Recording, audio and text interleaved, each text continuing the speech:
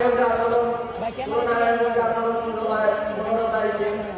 আমরা যখন নারায়ণগঞ্জ জেলা প্রশাসনের কাছে যাই, আমরা বিগত কিছুদিন আগে গিয়েছিলাম, তখন তিনি আমাদেরকে এটা বলতে বাধ্য হয় যে আমরা সোনারগাঁয়ের ঐতিহ্য দেখে অনেকটা গর্ববোধ করছি, কারণ পুরো নারায়ণগঞ্জ আন্দোলন শুরু হয় 16 তারিখে।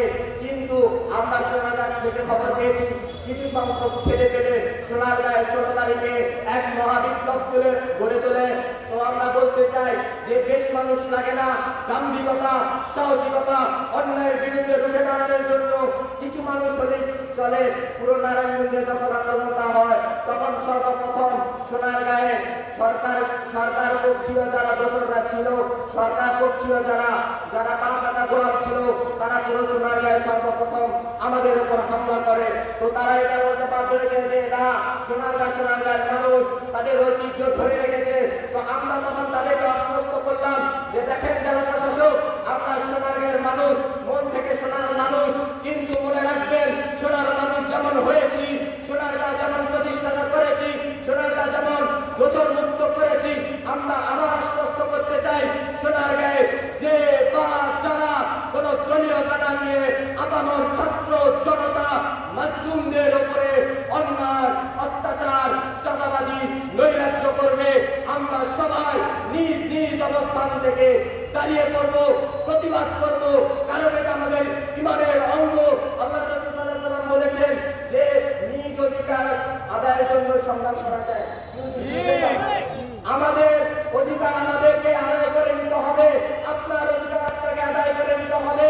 আমি ছোট মানুষ, কথা বললে ভুল হতে পারে, আমার এখানে মুরব্বী আমরা বসে রয়েছে, তাদেরকে বসিয়ে রেখে আমি দীর্ঘক্ষণ করব না।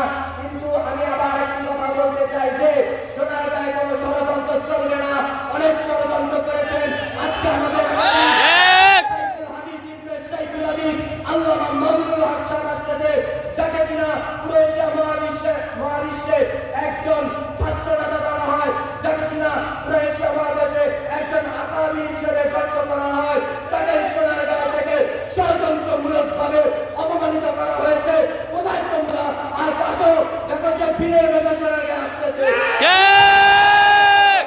তোমরা আসো, দেখি তোমরা আবার কত ষড়যন্ত্র করতে পারো, তোমরা আবার কত অন্যায় করতে পারো। সে আসতেছে, সে আসবে, আমরাও তাকে শুভেচ্ছা দিয়ে বরণ করে নেব।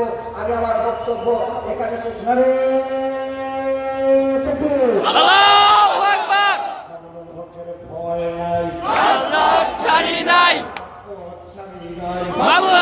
ভয় নাই, আল্লাহু আকবার। চলো, আমরা আছি তোমার সাথে। বক্তব্য বাকি আছে, এরপরে কোনো ছাত্র জনতা থাকলে বক্তব্য দেওয়ার জন্য আমাদের তরফ থেকে স্বাগত। আমি আপনাদেরকে আবারও বলতে চাই, আমি এখন কোনো বক্তব্য দিতে আসিনি, কিন্তু আমি একজন ছাত্র, আমি একজন ইলমের অধিকারী হিসেবে আপনাদেরকে আবারও